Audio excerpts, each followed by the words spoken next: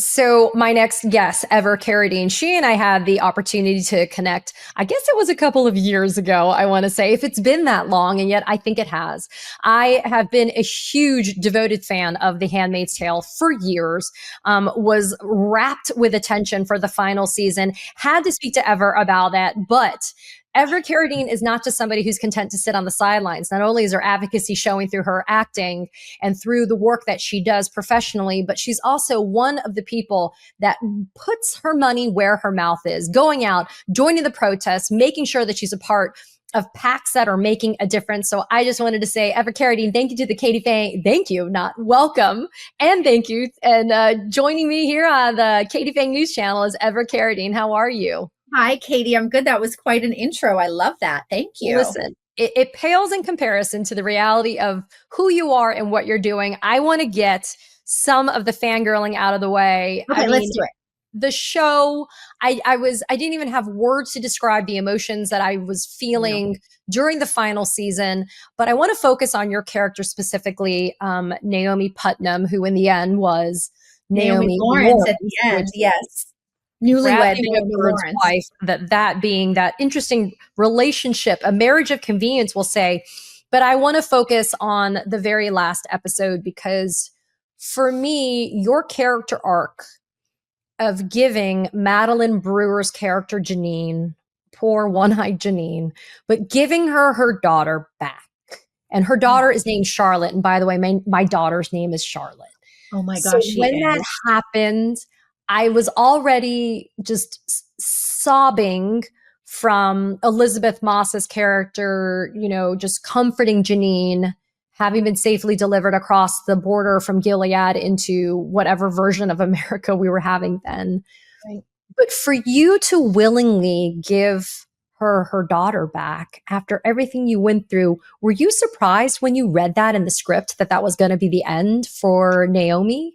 I mean, I was so happy. Listen, here's the thing. I read episode 9, and in episode 9, there's this really redemptive moment between Naomi and Lawrence, where Lawrence gives Naomi the book, and he says, we read to her. I know. Could you die? I can't even. Like, softest. But anyway, that was a real was amazing by you, by moment of humanity between them and a partnership between Naomi and Lawrence. And so, it was like so prescient, like he knew something was going to happen, right? And he didn't know at the time. I know, but I feel like, so I read that. And after I read that script, I texted Eric Tuchman, one of our showrunners, and I just said, thank you for giving Naomi some humanity at the end of this ride.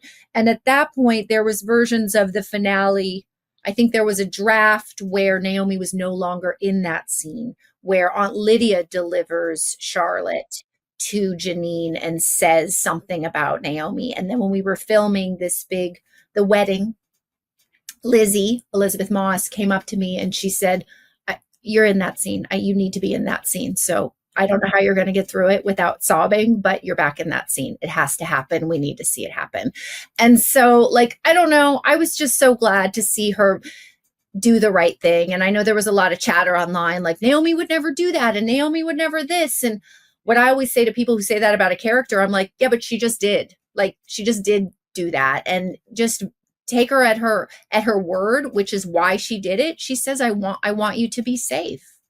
I want you to be safe. Yeah. So what's interesting about that, and it kind of leads me to my next question for you, because the bigger picture conversation about Margaret Atwood's, The Handmaid's Tale, we're living it right now. And that has kind of been the terrifying thing about how I know you guys film this in advance before the episodes get released. And yet we have been kind of on this journey with The Handmaid's Tale over the past few years. I know. I feel it's important to remember that when we began the show, Obama was still president. So we were there for the elections. I've been in Toronto, Canada for so many landmark things that have happened in this world and in the United States, which was the first Trump presidency, protesting for that. I was there when Ukraine was invaded. I was there when Roe was overturned. I was there for the Biden administration, and I was there when Trump was elected again. And at the end of it, I was also there while Los Angeles was quite literally on fire. So it's been a lot of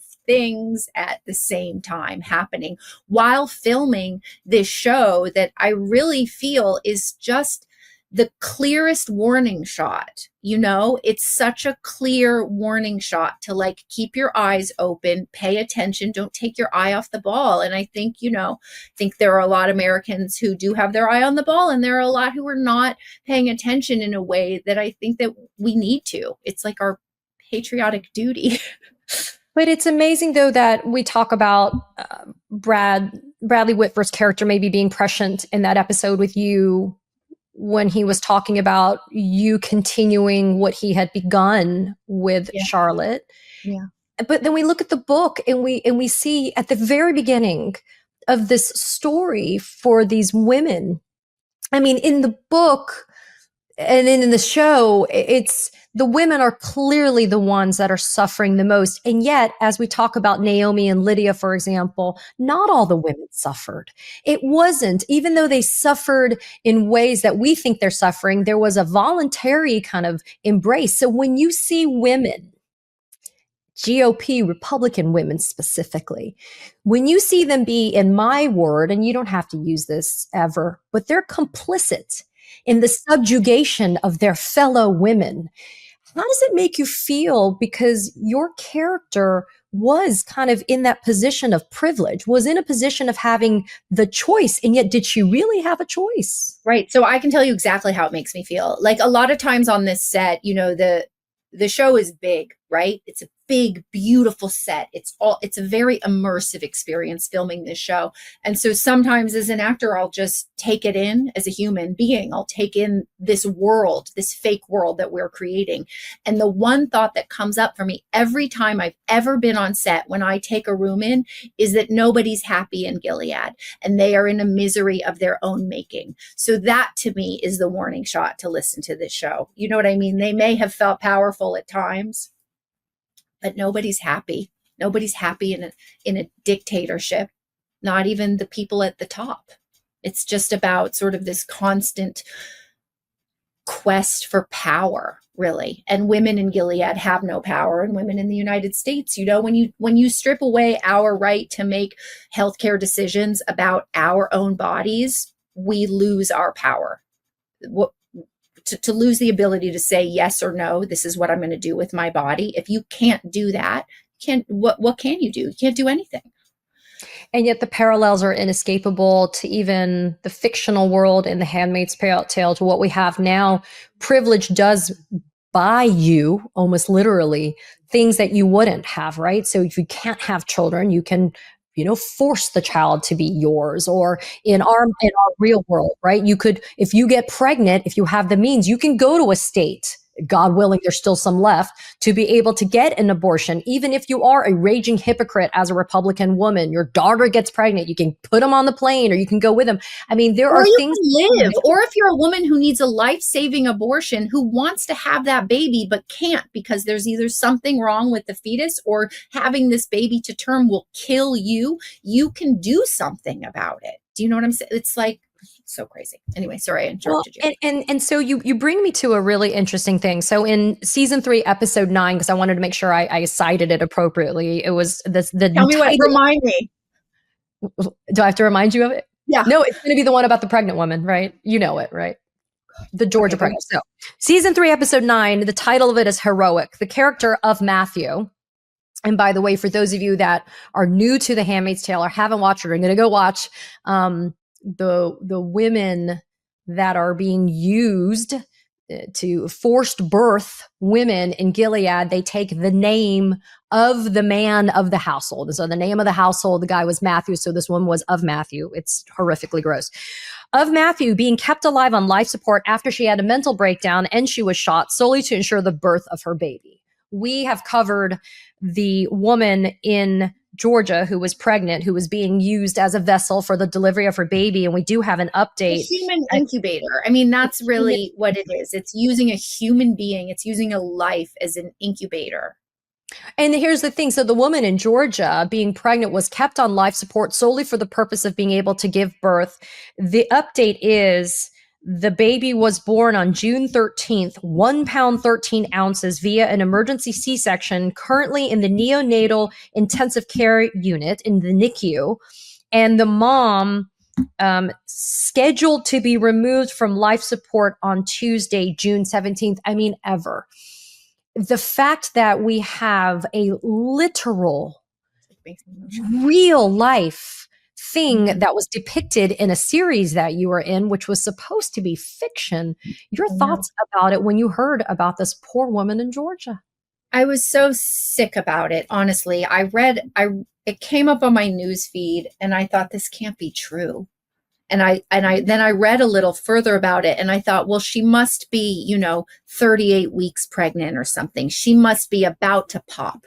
So I read further and I believe she was 9 weeks pregnant when I think she had some sort of a medical emergency that she was not going to survive. So depending on her state, if she was in California, her mother could have let her go with grace and let her, unborn fetus go with grace with her. But because she was in Georgia, where they have a 6-week abortion ban, where let's just also add that most women don't even know that they're pregnant at 6 weeks. She was kept on life support against her family's wishes. And then you're saying that they just delivered the baby via C-section because she has no brain activity from what I've read. No, and the baby also has a son. She has like a 3-year-old son or something. And so I know that the grandmother kept bringing the son to the hospital to kind of see his mother's because he thought the mom was still asleep, is what he thought. And the baby being born, the baby they knew has hydrocephalus, which is water on the brain, is going to be either not survive or will have a painful existence, all of which will be on the grandmother, et cetera, not to mention the costs that are being incurred by the family, because you and I both know insurance isn't covering this. I mean, it's just so outrageous ever. And you talked about how so many major events in American history took place while you were in Canada. I just got back from Vancouver. I was so enamored. I've always been enamored with Canada, but especially with Vancouver. And what's interesting too is when I was in Alaska and Vancouver, such a welcoming place with rainbow pride flags everywhere and people that are kind and warm and generous and welcoming. And yes, I know there are bad apples, but talk about ever the feeling of being in a country like Canada while your home country of the United States is being run to the ground by a literal dictator with convicted felon Donald Trump. I mean, let me just tell you, first of all, I love Canada. I love the good people of Canada. And after Trump's first presidency, we were all there and afraid and emotional. And I went to the craft store and I bought signs, and my cast and I all painted the signs. And I thought there'll be a few people at this protest. Cut to, I go to this protest and the streets are full of thousands and thousands of Canadian citizens with signs marching against, well, it was the women's march. It was the first women's march. So that brought me a lot of hope, and that made me feel like I was at home and I was with like-minded sort of wonderful people. And then being there for these big events, I've been going to Toronto for nine years now. So I do know a lot of the people, whether it's the waiter at the hotel or the bar or whatever. I have my people at the shops and stuff. And a lot of them would greet me with a hug. A lot of them would say, you can always come here. A lot of them would say, we support you and we know that this isn't you. This is just your administration. Like, I feel like cooler heads are prevailing over there. And I was always welcome with open arms. Well, I was walking around Vancouver and were you like, you and your rights, you lucky people with your rights? That's how I always felt. Well, what was amazing is they have such pride in their country, but it didn't feel ugly the way that this Trump American pride is, right? There's not the same sort of division, right? And I know that Canadians, people sort of make fun of the fact that they are, by and large, really nice people.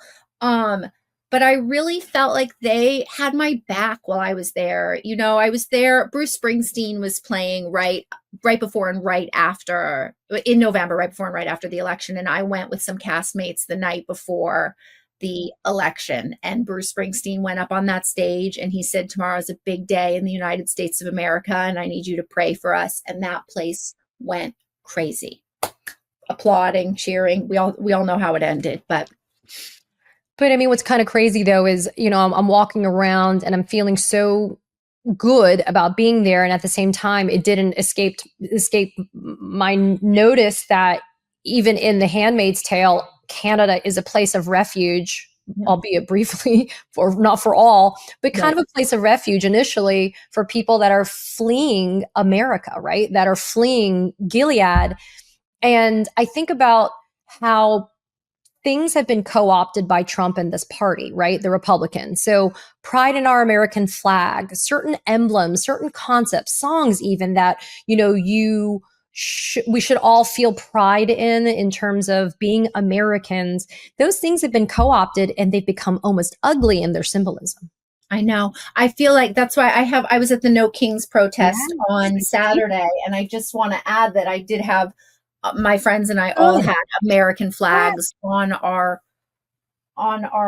sign, and then the other side says liberty and justice for all. So I think that it's important to have pride in being an American, and patriotism isn't hate and division. It's just, you're right. It's been co-opted in such a negative, insane way. And I don't really know how we get back to normal. So I do what I can, which is if I have the ability to speak out to injustice, I will. If I can stand up for something, I will. Being a part of the show, besides just being incredibly creatively rewarding, has kind of turned the volume up on my voice a little bit with political things, and that that's not lost on me. I understand the responsibility, and I welcome it. I always How say, were How were the protests? The No Kings protests on Saturday, yeah. millions of people across the United States. You were there. I've seen it. I see your sign. What was the energy like? How did it feel? So I have to say, like, this was the first time I was going to go down to downtown Los Angeles, which is a little further from my house, and there were so many different ones. This was the first time I actually was, because there's been a lot of ICE insane activity in Los Angeles, and I was a little afraid of, I think the National Guard was also still here on Saturday. So I went to a local protest in my little neighborhood just down in Studio City. And usually every protest in this area is one corner, and there's maybe 40 people. And I went down there with two friends, one of whom's a writer on The Handmaid's Tale. And it was like 5 blocks long each direction. There were, I'm going to say, thousands of people there. And the mood was welcoming. The mood was joyous. The signs were funny. The signs were poignant. People were smiling. People were sharing sunblock and passing out water. And it was a very, it actually gave me more hope than I anticipated. So, what's next for you professionally? And also, you've been active, like you've served on the leadership council for the Vote Mama PAC. I mean, you've definitely always made sure, And as I I'll said keep at the doing beginning, that. Vote Mama, I just want to add, what Vote Mama does is we support Democratic mothers from everything from school board to Senate. And it's so important because a lot of times when women, specifically mothers, want to run for office, they wait until their kids are graduated or grown. But by the time your kids are grown, you might forget the needs that you had when your child was 4 years old. So when you can run when your kids are still young, you're able to put things into policy that actually help mothers and women be Americans. So I love Vote Mama. And then what else? I think it's high time I do something funny. I think I need a little break from Gilead, and maybe it's time to be funny. Or I've said to everybody, I would kill to do a Western. oh, That would be well, they're fun. very in vogue, by the way. The I know. Westerns are very in vogue. And I also think that there are things they're not all joyous and funny, but yeah, there are themes there that can maybe be a little bit lighter. Although as of late, the ones I've been watching have been kind of, A very little melodramatic. dark. I know they really let Bradley and I this season kind of provide some much needed humor, I think, in Yeah. the early episodes of The Handmaid's Tale. And for a minute I was like, am I doing the wrong show? But life is funny. Awkwardness is funny. And it's, it makes that world that much more real, I think, that when funny, awkward bits kind of happen. Well, look, you are one of the most talented people I know. No. And not just as an actress and not just as a mom. I mean, you juggle it all. And I think it's important that we have to laugh, right? Whatever it's going to take for us to survive, we have to be survivors now. Absolutely. And I say jokingly sometimes, oh, they're just surviving, they're not thriving. I think we are at a time where we're just having to survive, and we will be thriving again. But I'm very grateful for your advocacy. I think it's important too. I hope people remember that this is a really important time to foster community, whatever that means for you. But, it's a scary time. There's a lot of news coming at us from every which angle. And I know for myself, sometimes when so much is happening, I don't really know where to begin. Like sometimes I don't know the first step towards being helpful. And if you have fostered a community of people, it's usually a much easier way to then sort of bring that community into action together, or just have like a nice group of people to have a glass of wine with. That's what I have said. Whatever your advocacy is, it could be a wine club, a coffee club, a book club. It could just be the local diner where you sit around and you talk. You can find your community. And I tell people, don't feel pressure to have to go and protest. Maybe some people don't want to go out in the street or do something. Maybe they feel safer or better just being in that small community. But I like to think that you are a part of my community, albeit on the West Coast, and we are here for each other. So Ever Carradine, thank you again for sharing your talent with all of us. And we're looking forward to seeing what you have next. And thank you also for your advocacy. As a fellow mom and as a fellow woman, I very much appreciate it. Well, Katie, thank you. Thank you for always slipping into my DMs at just the right time as well. Right when I think I'm just sort of screaming like into the void. Yeah, I get a DM from Katie Phang. So thank you for listening and for doing all that you do to educate us on the legal system and to keep us all informed with the truth. I think that that's the most important thing right now, is that the truth seems to be evaporating in front of our eyes. So it's important that we keep telling it when we can. Well, thanks, Ever. It's good to see you.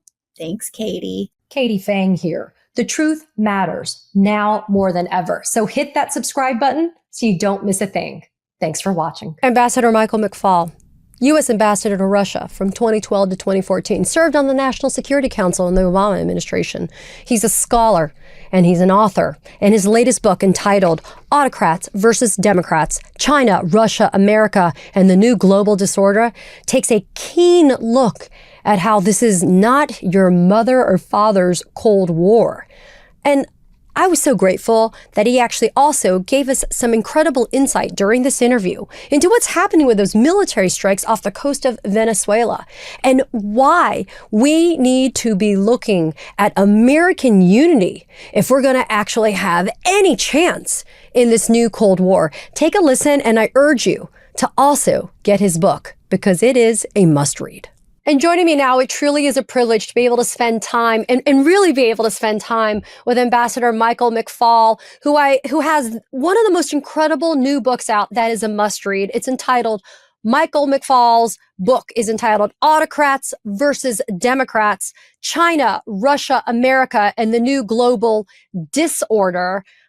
Disorder did not escape my notice, Ambassador. But let's start with this book, because one of the key themes was the fact that, look, this isn't our mother and father's Cold War. It is not, in fact, really the traditional sense of a Cold War.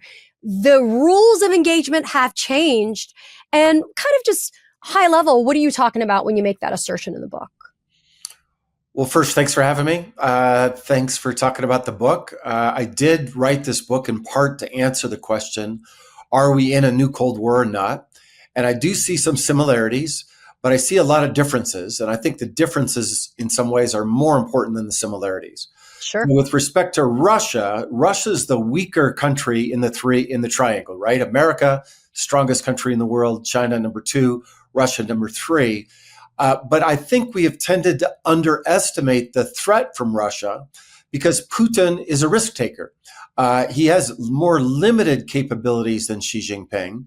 But as we all know, tragically, he's using those limited capabilities in very destabilizing ways, launching the first major conventional war in Europe since 1945, the first grab at annexation since World War II, and even threatening to drag us into a war with Russia by taunting our allies on the front line there, Lithuania, Estonia, Poland. So I think in some ways he's more dangerous than Xi Jinping is today. The second thing that I think is important that's different is the ideological component of the struggle with Russia today. You know, the Cold War was red team versus blue team, right? There was the communist countries and the free countries. You remember all those maps? It was a battle between states. What's going on now is an ideological struggle within states. And Putin is propagating a kind of illiberal populist nationalism. It's anti-democratic. I think it's anti-Western. It's anti-liberal. But he has allies. He has allies within Hungary, within Italy, within France, and within the United States of America. And that's different than the Cold War with respect to Russia. With China, it's different in a couple of different ways. One, 2 superpowers, that's just like the Cold War. Ideological struggle, that's like the Cold War. Going to last for a long time, I predict. That's like the Cold War. But there are 3 big differences. One, our economies are intertwined, so that demands a new strategy. 2, it's an ideological struggle, but I don't think it's as existential a threat as the Soviet threat used to be. That's very controversial, by the way. You hear a lot of politicians saying China's an existential threat. Well, existential means they want to eliminate us from the face of the earth. I don't see that. And then the third difference with the Chinese is in the Cold War, Democrats and Republicans, we all thought we had to be engaged in the world to contain the Soviets. Now that's not the case. A lot of Republicans and tragically too many Democrats want to pull back in this retrenchment mode, this isolationist mode. That's different from the Cold War as well.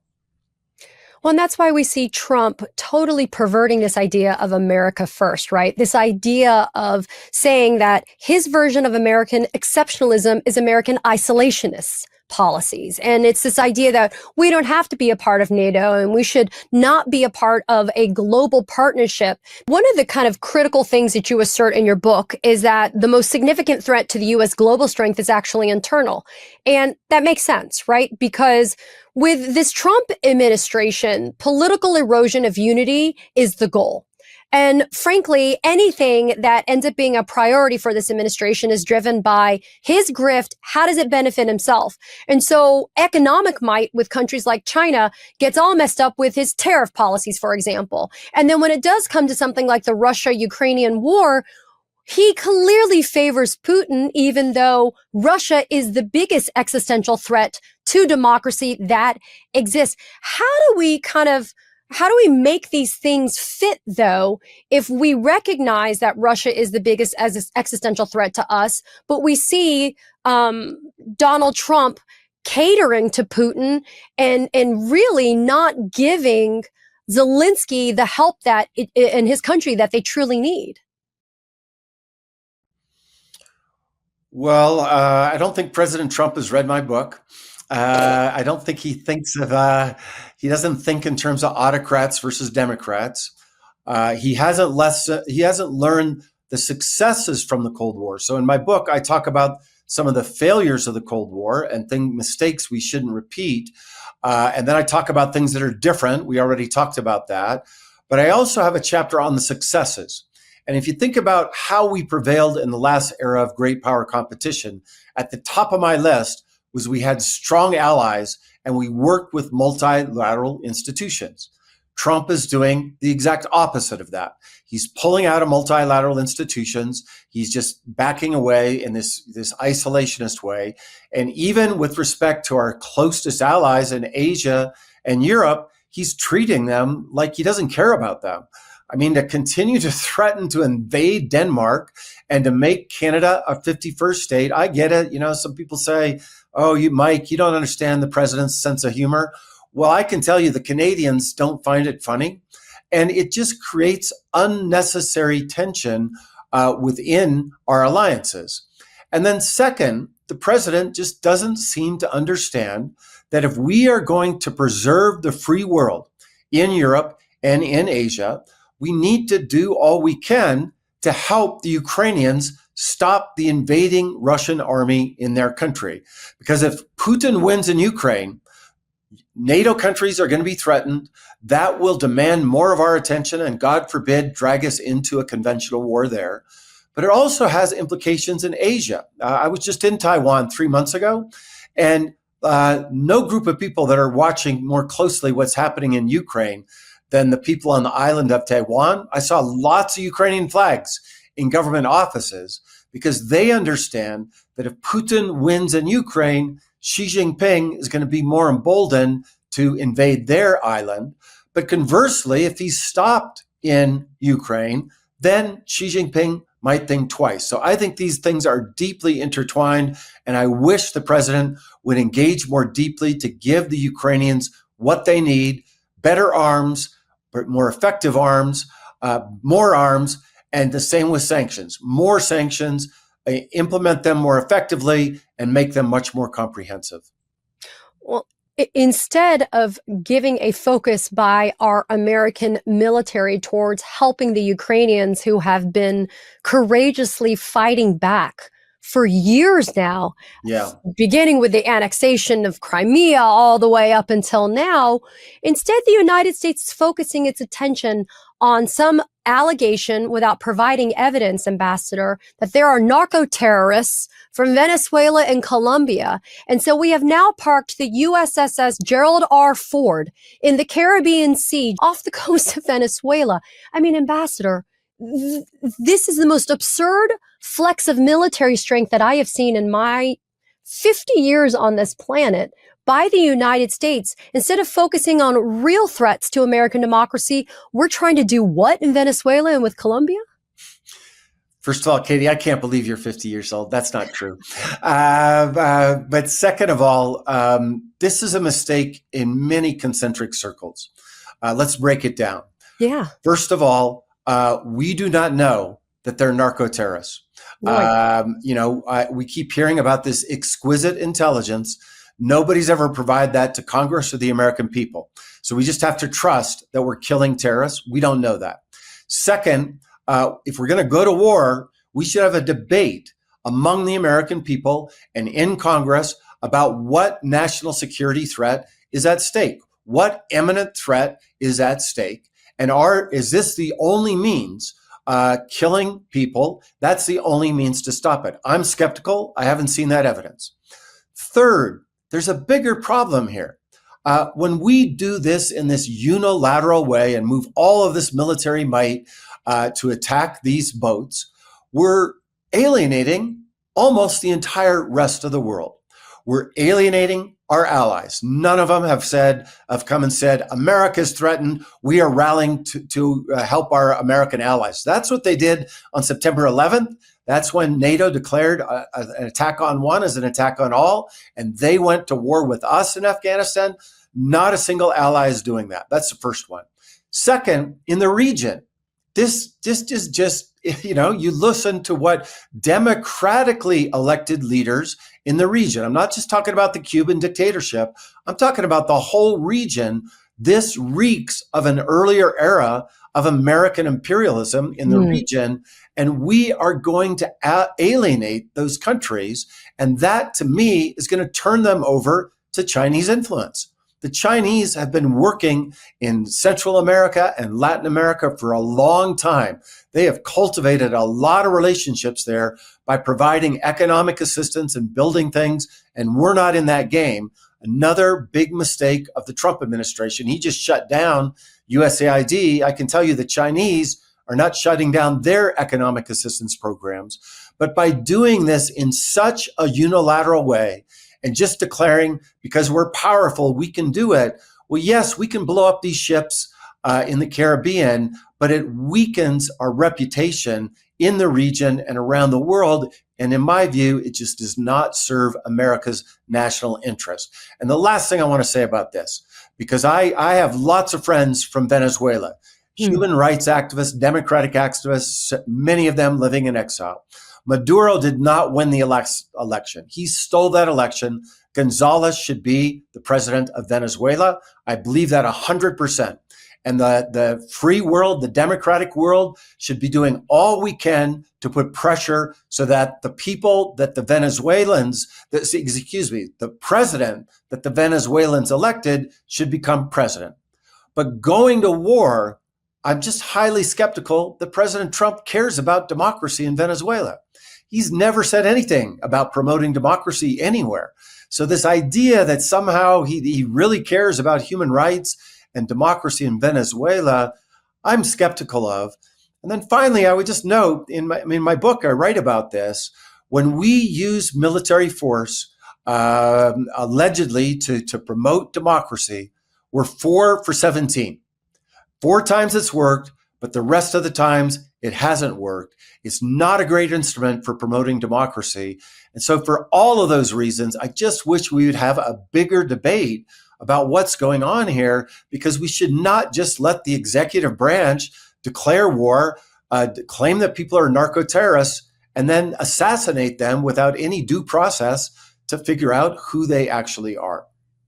This is what I call the impotence of Congress right now. Their failure to appreciate that they are one of the 3 legs on the 3-legged stool, and that they actually have the right and the ability to assert themselves to be able to get the information on behalf of their constituents and Americans to make sure we aren't stormtrooping our way into a land war with Venezuelans and others in South America. You know, the other thing you mentioned, and I think it's so important, that also has escaped a lot of people's attention, because they really do the flood the zone strategy of bullshit all the time, is the USAID failure. Yes. The failure of the United States to appreciate the impact of our soft power, to be able to give help to countries. You aptly noted, China is not asleep at the wheel on that. China also is asserting its presence in places like Africa, where there is constantly volatility in terms of what is happening in that continent. And so talk a little bit more about how programs like USAID, putting aside how they really do provide essential and critical aid and help, how just the United States is diminishing its power as a democratic country as it's viewed globally when we don't do that type of soft power flux. Yeah, it's a great question, a complex question, and I wrestle with the details in the book. But let me start by reminding everybody that USAID was founded by President Kennedy in 1961 at the height of the Cold War. Why did he create it? Well, yes, we wanted to provide humanitarian assistance and make the world a better place, but it was principally created to compete with the Soviets, because the Soviets in the 60s were providing economic assistance all over the world, Latin America, Africa, Asia. Exactly like the Chinese are doing today. And so by dismantling it, it's unilateral disarmament. We're just ceding that ground to the Chinese. And I want to be crystal clear here. I've written a lot about USAID in past writings. There are problems with USAID. They gave grants in the wrong places. They most certainly needed reform. But reform is one thing. Just blowing it up and walking away is another. And there's also this mythology that it's this billions and billions and billions of dollars. It's not. It's just a fraction of what we spend on our military assistance to provide this soft power influence around the world. But the other piece that I think people forget is that our soft power and our hard power are intertwined. How do we get those military bases around the world? When I was in the government, I worked for the Obama administration. first at the White House, at the National Security Council, and then in Moscow.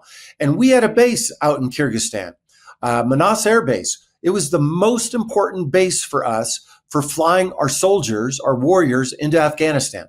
The way we preserved that base was because we had a USAID presence there. And that was part of the incentive structure for the government of Kyrgyzstan to work with us. So when you take that instrument away from the diplomats, you are making it harder for our soldiers to be able to have those basing rights all around the world. And don't believe me, talk to General Mattis, Secretary of Defense under Trump in the first administration. He's the one that makes this argument so explicitly. And I would add to that, other instruments of soft power, Voice of America, he's shutting it down. Putin's not shutting down Russia today. Radio Free Europe, Radio Free Asia, Radio Marti, broadcasting into Cuba, shutting those things down when the Chinese and the Russians are not. It just doesn't make sense. Another very effective ploy by the Russians is disinformation campaigns. It is stunning to me that this administration, and yet it shouldn't be, right, because this administration is just a walking disaster area, but the cutting of funding when it comes to cybersecurity is galling to me. We have seen the power of influence on elections by the Russians in our own domestic election campaigns, and the Russians are very creative that way, and they understand this is they're playing long ball against us, right? Yes. They started this years before 2016. They continue to do it now. They continue to seed disinformation and misinformation campaigns. And yet we're just useful idiots for them because we're not doing anything to understand that the new frontier includes in the new Cold War, digital. Yes. The cyber world. We're just acting like, we just call it the Department of War and we have a Secretary of War. It should be enough, but it underappreciates kind of the complexities and the creativity of this new Cold War. Exactly right. And Brezhnev and Khrushchev and Mao, they would have loved to have this instrument of influence, right to society, immediate, right? They didn't have to do broadcasts that we could be jammed and all that stuff. They're active in the United States and in every other country in the world. And the Trump administration chose to shut down.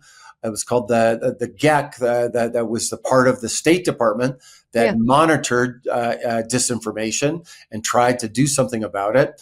And I just would say it just makes no sense. I don't understand how we think we're going to compete with the Chinese and the Russians over decades if we don't compete in the same domain space where they're at. Now, I don't want our government to get in the game of disinformation. I want to be clear about that.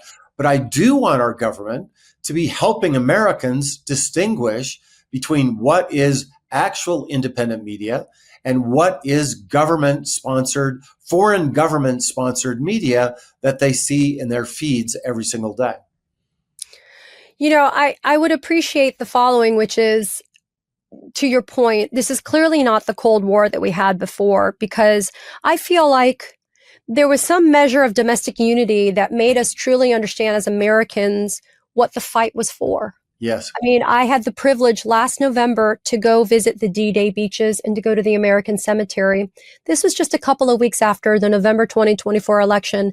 And Ambassador, I brought my daughter, my 10-year-old daughter, and I stood there, and the weight of the sacrifice was so profound for me.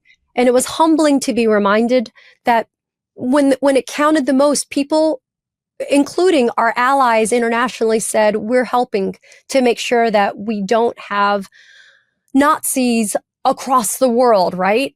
And yet now the Americans are so fractured. We don't, the definition of what America is, we're expelling, for example, if we're fighting against Maduro in Venezuela, but we're revoking temporary protected status and asylum claims, and we're expelling Venezuelans to the tune of hundreds of thousands to go where? To be repatriated to their country, which, according to you, Donald Trump, and this administration, is a terrible place. We're expelling our foreigners. We're saying don't be here. How are we possibly going to be in a position of strength, Ambassador, to truly have the integrity to look our international allies in the face and say, we are here to help you, and we are also here to combat communism in its truest sense? Well, it's a big, hard question that I don't have an easy answer to. But on the diagnostics, I just agree with you. Another difference from the Cold War is this level of polarization in American society. It's, Yes, sir. we had periods like in the late 60s and early 70s of polarization, but not like today, not like today. And I talk about it in my book. I say the greatest threat is not China and Russia, it's us within. If we got our act together and we are unified, I would have no worries whatsoever in how we united as America and then united with our allies, we would just be fine, because united, we have more military power, we have more economic power, and we have better ideas. Democracy is a better idea than dictatorship. But right now, because we're pulling ourselves apart, we're not inspiring the rest of the world. We are not, we used to be the model democracy. We no longer have that position. But even more so, and you invoked about international students and international refugees coming to our country. That was another great success during the Cold War. We brought people from all over the world, and immigrants, especially from war-torn societies, especially from communist countries. They became successful immigrants here in the United States and helped to found some of our most successful companies in all of America. And if we shut that down, we're going to be at a disadvantage to the Chinese and Russians. And I just hope that this period will burn out. I keep hoping it's going to burn out. Yeah. But if it continues, it's going to be very detrimental for us enduring over the 21st century, because this is going to be a long-term struggle, especially with the Chinese. Another thing that we did well during the Cold War was American prosperity, but we're not going to fuel that prosperity if we do not allow the best and the brightest from the world to come to our country. So I just hope someday, if not this administration, future administrations will learn the successes of the Cold War that we could use again to prevail in the 21st century.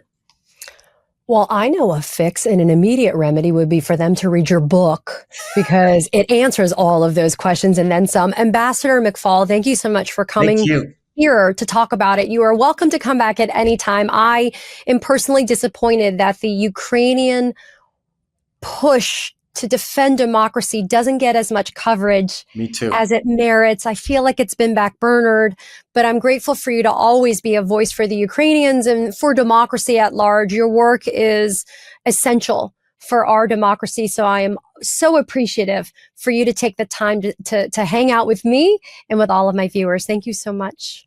Well, that's very kind words. Thanks for having me. Let's do it again sometime soon. Absolutely. Thank you. Katie Phang here. We launched the Katie Phang News Channel in partnership with the Midas Touch Network so we could bring you the latest in legal and political news. Straight, no chaser. So if you're a fellow truth teller, hit that subscribe button and share the word about this channel so we can build a high information America together. So one of the things that we focus on at the Katie Phang News Channel is the idea of meeting the urgency of the moment with the urgency of the message. And part of that is meeting people where they are. Congresswoman Kamlager-Dove does that day in and day out, not only fighting in DC, but also making sure that she stays in touch with her constituents as well as Americans across the United States so that she knows exactly what makes them tick. Congresswoman, thanks for joining us here at the Katie Phang News Channel. How you doing? Oh my God, thanks for having me. I'm trying to keep it together, probably like so many other Americans across this country. And heck, people across the world are looking at us, right? Sideways. That is an understatement. I do think, I think that we get a little bit more scrutiny than we normally do. And I think part of that is because we're obviously living in a time where uncertainty is the norm. And people are waking up with a level of fear and terror that really is unprecedented. And part of that stems from what used to be an issue, just considering immigration. Immigration was always kind of a black hole, I think, of information. Mm-hmm. I think immigration has always been such a difficult system to navigate. And I've been very blunt here and publicly when I say that the immigration system has been broken not only during Republican administrations, but during Democratic ones. The key difference being, though, Democrats are not trying to basically kidnap you off of United States soil and not give you the due process that the Constitution guarantees. One of the things that you recently did, Congresswoman, is you went to Adelanto, which is a detention facility that ICE is using for purposes of detaining immigrants and prior to them, frankly, being just shipped off and whisked off in the dead of night to some third country at this point. Talk about what that experience was like, because I then want to follow up with you about something that we have in our own backyard here in Florida, which is called alligator Alcatraz. But I wanted to ask you about Adelanto and your observations, because a lot of people hear about them, but they don't actually go, and that's part of your oversight. Yeah. Oh, thank you so much for the question. So when I was in the state legislature, I worked a lot on our state prison system issues and the mistreatment of folks who are incarcerated, the suicide rates of folks who are actually working in the system. And then you think when you go to the federal level, you might not have to deal with those things. And then oddly enough, here we are with Adelanto, and you're back again driving about 2 hours outside of LA to go to this facility that's run by a private company called Geo. That's actually a $1 billion industry. So I'm just going to say a couple of things about it, right? They just signed a contract for $145 million with the U.S. Marshals. The border czar was a consultant for GEO. And then reports are coming out about Stephen Miller, who's actually been investing stock in these kinds of facilities. The other thing is it's a sole source, enterprise. So Geo's responsible for the staffing, for the food, for the maintenance. So of course they want to have as many beds possible filled all the time. Exactly. Because this is a money-making enterprise. Human trafficking, kidnapping, slavery, they've always been money-making enterprises. And this administration, unfortunately, is trying to find ways to do this, as lawfully as they think they can. So you drive out there. I had a list of names of constituents that I was looking for, folks from my district who'd been snatched. We go there. You have to give them an A locator number. They want to give you a tour of the whole facility so that you don't have time to meet with the detainees. We said, hold all that. We want to talk to the folks first and do some constituent casework service. They couldn't find some of my constituents. I have one young man who is both deaf and mute. He does not have any criminal convictions, and they could not locate him. Mm-hmm. I ended up talking to a couple of other folks who shared that racial profiling was part of how they were snatched. They were asked to sign papers that were not being translated for them so that they understood what they were signing. This gentleman knew how to say no, and he said as a result, he was pressured and kind of tussled about. They're also being shipped. They're being put in planes and shipped around the country. Tennessee, Florida, Louisiana, that's right. So that A, they can't get in touch with their families, and B, they cannot connect with representation. The other thing we learned, this young man was snatched when he was going to the grocery store. I don't know how ICE has a list of criminals and knowing exactly where the criminals are going. They don't. And they're also meeting them outside of the courtrooms when they are going to get updates on their legal status. They're legally abiding by the law for their proceedings. So the young man was telling me all of this. He said that they've been wearing their outfits for 10 days, weren't able to change clothes, weren't able to change underwear. There was another young man who'd gone to Cal State LA. He was on vacation in the U.S. Virgin Islands when they snatched him. Yes, they're supposed to have PIN numbers to allow them to use the telephone, but they were not getting PIN numbers, or they weren't getting the right PIN numbers. So there were so many human rights violations, quite frankly, that were going on. I don't know how the United States government can disappear people, and I don't know why we would not allow folks due process. People have a right to a speedy trial. They have a right to an attorney and representation. They certainly have a right to go to court. And, criminal proceedings get precedent over civil ones. So they should be moving through these things as quickly as possible rather than calling around to see where there are empty beds so that they can ship people to empty beds so that they can fill those empty beds with new people and keep this industry going. Well, listen, I'm not being flippant when I say, Congresswoman, that the answer to your question is because those things, that due process concept, that apparently is only for white people. Because what we're seeing here is quintessential racial profiling. I spoke about it on my channel a few days ago about Narciso Barranco, the Mexican immigrant landscaper owning his own business. His sons, 3 sons are the United States Marines. It's the one with the social media video that went viral of him getting beaten up by federal agents. And even his own sons are saying, how could it not be racial profiling? Right. And what's wild, because they're really just, oh, look, it's a Home Depot parking lot. Oh, look, it's a farm where people are working and they're brown, so they must be illegal. And it's so on its face offensive. But one thing you said that was so important is, what wasn't this whole idea about rounding up the violent criminals and getting them out of the United States? We have huge percentages, more than 70% of people that are in custody now, from the ones that we can actually contact and determine are in custody, right? They don't even have any prior contact with the criminal system alone. Right. So you represent the great state of California. It's the epicenter of so much that's going on right now. How are you then taking all of this amazing factual oversight, data gathering, evidence gathering? Like, what's the next step for somebody like you once you have all of this information in hand?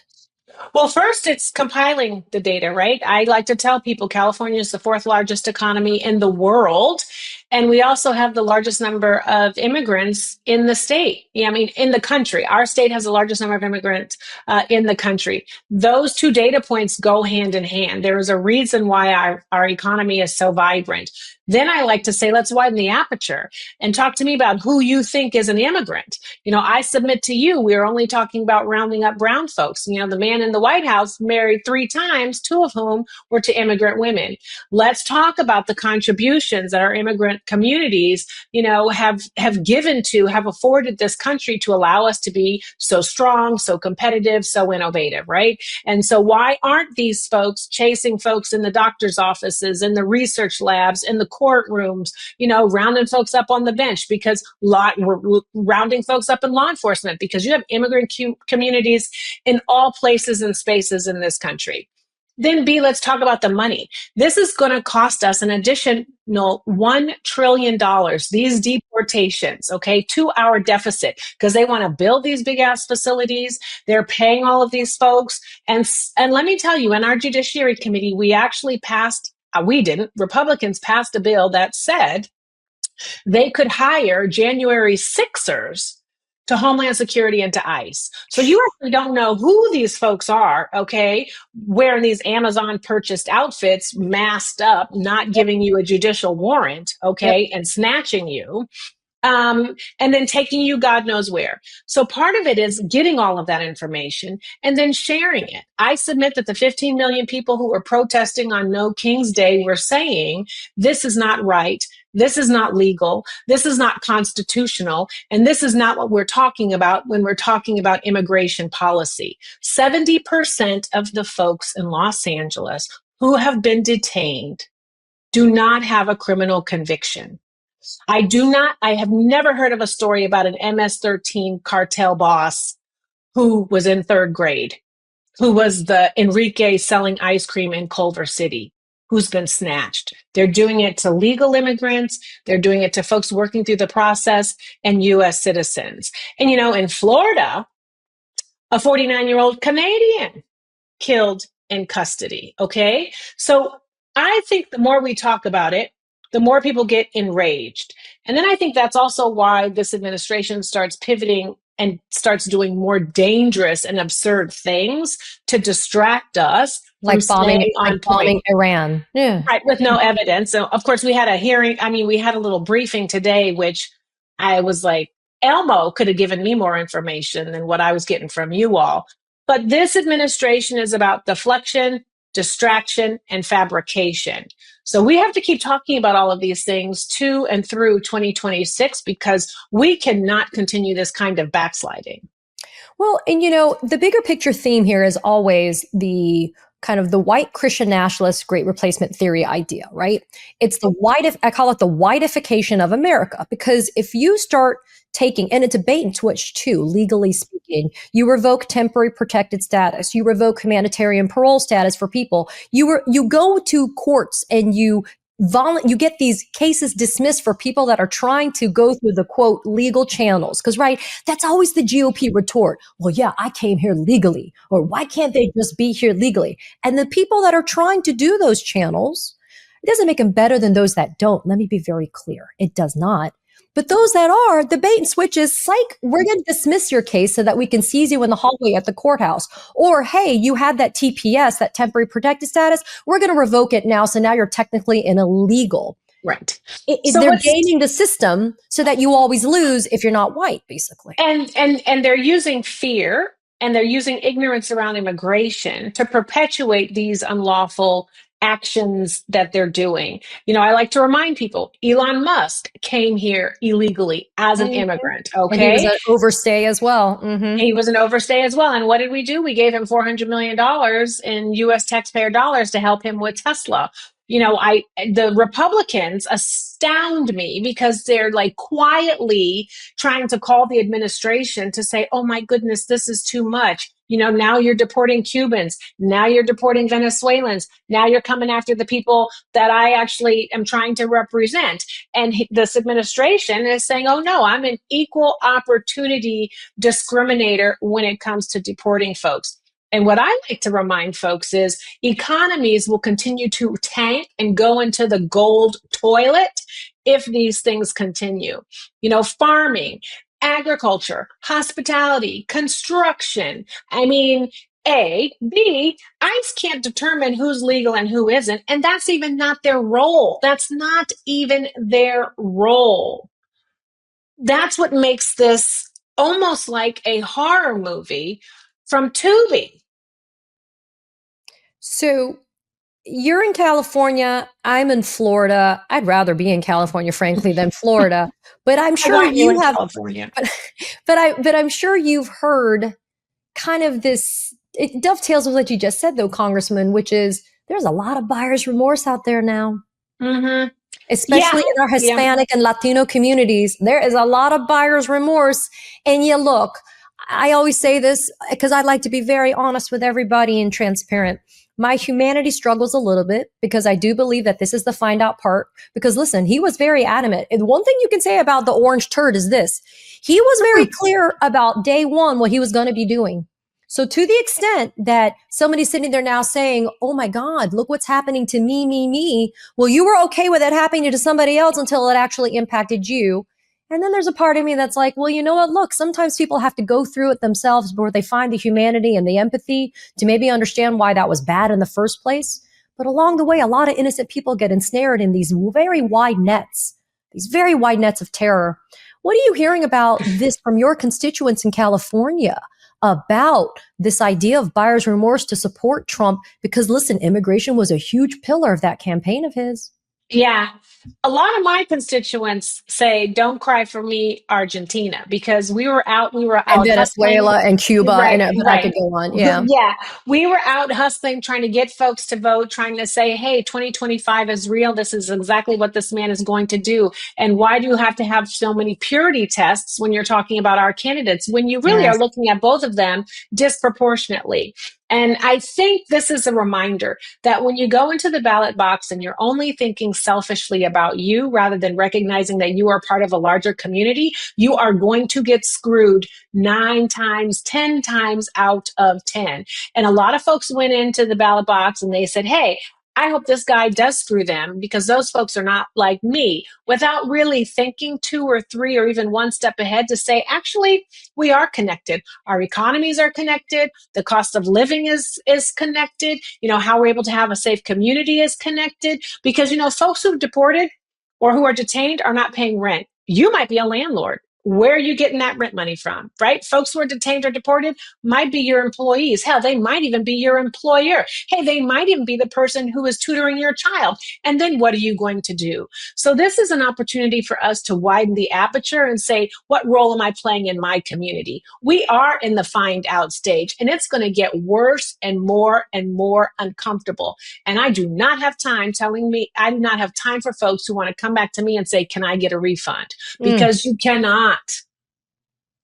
So I'm glad you brought up GEO at the beginning. That's Mm. running, operating, maintaining that Adelanto ICE facility, because GEO also runs and operates Delaney Hall, which is in Newark, New Jersey, which was the scene in May of that absurd arrest of Newark Mayor Ras Baraka, but also the scene of your three colleagues Mhm. from Congress, including LaMonica McIver, who ended up getting indicted by Alina Habba. And I have a whole video that I'm doing about that on my YouTube channel here. But, what really alarms me is it's LaMonica McIver, it's Ras Baraka, who ended up getting his trespass charge dismissed, though. It's Hannah Dugan, it's Alex Padilla.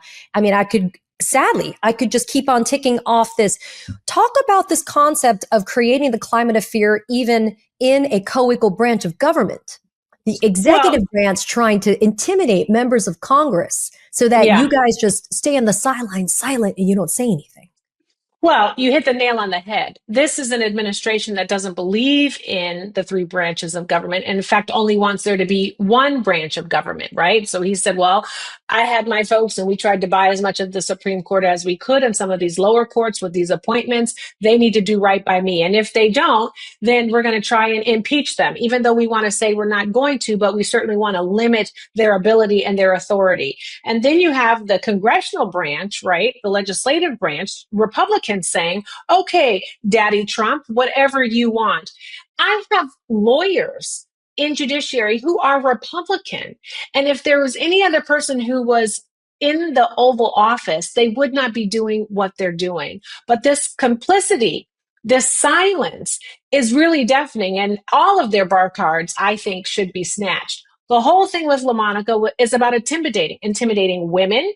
Okay, because they've like gone after the parliamentarian in the Senate who's a woman, right? She should be fired because She's she's just doing doing her her job job. too. Right. Exactly.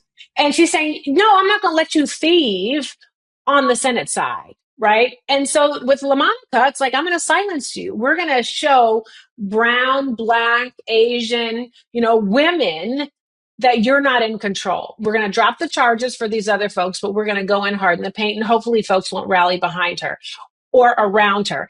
And the kicker is, even if there was this mosh pit that was really instigated by these agents, and we still don't know Exactly. who they are, Yep. then they bring them into the facility, they give them Coke and crackers, they give them a tour. And this sister is actually on the Homeland Security Committee. So if anyone has jurisdiction, and all of us do to conduct oversight, it certainly is the woman who's on the Homeland Security Committee who is going to look at a detention center.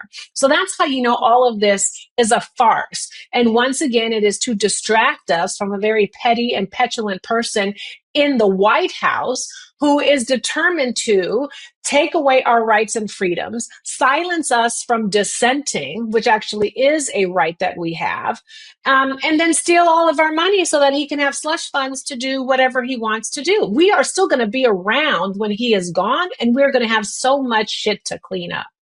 So I want to remind our viewers that are tuning in right now and listening that the parliamentarian has a very distinct role, and it's a neutral role. It's literally going through the proposed budget bill and cleaning up where the Republicans have screwed it up. And by the way, when Democrats screw it up too, can be language, can be overreach, it can be just technical things. And so the fact that it's in the process is called the bird bath. It's literally going through the bird bath and trying to shake off the stuff that doesn't actually apply or work, and not in a policy sense. The fact that they're going after the parliamentarian now just goes to show you that they know that they've done it wrong, they being the Republicans.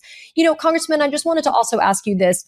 I have been saying this time and time again here and on social media that part of what we need to do is, and this is a part of your journey, is we need to also lean into state and local politics, because for most people, politics is local. We see the chaos caused by Republicans in DC. We see the dysfunction. We're obviously impacted by it, across the United States. But a lot of us sometimes just are more impacted by our school board members. We're more impacted by our dog catchers. I mean, literally what happens, our mayors and our governors, I mean, especially me with DeSantis. My question for you, I am always encouraging people, even when the numbers don't look good and even when it seems daunting, that they should lean into running for office, or they should, try to be more involved locally. I know that was part of your journey. Talk about why you also think that's a form of resistance. That's a form of protest by being involved locally and on the state level.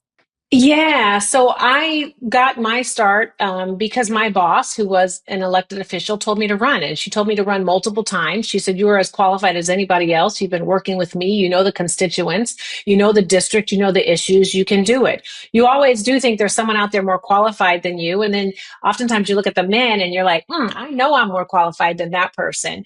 I ran and I was on the community college board. It's a $6 billion enterprise. Half of that money is about construction and small jobs and businesses and vendors and building. And then half of it's about education. And it was a really great training ground for me to get a snapshot of all of the different issues that really help us educate and prepare young folks for maybe going to a 4-year university or maybe opening a business and getting vocational training. Well, that's actually a great formula for any other kind of elected office that you run for, including federal, because as you said, all things are local. I'm here at the federal level, but you know what? If we're cutting Department of Education, if we're cutting Department of Transportation, if we're cutting FEMA or using FEMA dollars that should be going to natural disaster relief to actually build the Alligator Alcatraz, that's money that's not going to your local school boards. That's money that's not going to your local transportation officials or to your city, or to your county, who needs that money to help with infrastructure, to help to rebuild, to find ways to subsidize small businesses. When we're cutting small business administration loans, that's impacting your city's ability to encourage more trade or to help local businesses get started. So we have to really talk about what's in front of us on our block and connect with folks in the most authentic of ways and talk about change. I see in the midst of all this chaos that there have been wins, right? We had the Wisconsin Supreme Court. We had Omaha, Nebraska. New York was 2 Democrats, but we saw a change election there. And we saw Pennsylvania, 2 red seats. We saw a toss up with the U.S. Senate race in Arizona. We know that when folks are going to the ballot box, especially now and on a go forward basis, they are looking at this chaos and they say, I don't want that coming to my city. And I don't want that for our federal government. I am finding that the conversations I have, and listen, of course, we love and appreciate our male allies and advocates, but it really is women and women of color. And part of that is because we have an intimacy of the struggle. And we understand the sometimes the underestimation of what it takes to be able to get things done. And so, Congresswoman, I thank you for taking the time to have this conversation. I invite you to continue this conversation anytime with me, because I think that you are bringing the authenticity that I speak of all the time, the authenticity of who you are, your journey, your experiences. And that's what people want. They want fighters in DC. They want fighters locally as well, but they really need people that are going to say, I've walked this path with you and I'm here to be able to represent your voice in DC. Oh, thank you so much, Katie. I had such a good time with you. And I just want to share a quick story. Before all of this drama happened, I was in the district for my district work period, and I have an API collective. And so we had all of these folks from the API community. I mean, Filipino community, Korean, Chinese, Japanese. I mean, it was Vietnamese. It was wonderful. And they were saying, we're really scared. Because when you're talking about immigration, it seems like folks are not thinking about us, but we also know that we're in the crosshairs and we're concerned about our elders. We're concerned about our young people. And we know that we have helped contribute to the tapestry of this city. And will you stand with us? And it was such an emotional, sobering, connective discussion. And those discussions are happening in so many ethnic communities across the country. And we have an obligation to make sure that we are making space for everybody in this moment who feels afraid and who knows that they have contributed to what is the greatness of this country. I think this is the conversation you and I have just had and those that you have just spoken about, that's the coalition building that's happening. It doesn't have to be on some grand scale that's heralded with a lot of news and a lot of coverage. And it doesn't have to be a big bombastic event. The coalition build happens just in the understanding that we are doing something together. And whether it's support or whether it's advocacy, whether it's going out in the streets, that's our coalition build. And that's why I firmly believe that the tide will turn imminently to our favor if we continue to call it out. And that's why you, Congresswoman, you are doing that. You're calling it out and you are fighting the good fight. And so I'm grateful for you. So thank you for taking the time today. Thank you, Queen. I enjoyed this. Thank you. Katie Phang here. The truth matters now more than ever. So hit that subscribe button so you don't miss a thing. Thanks for watching.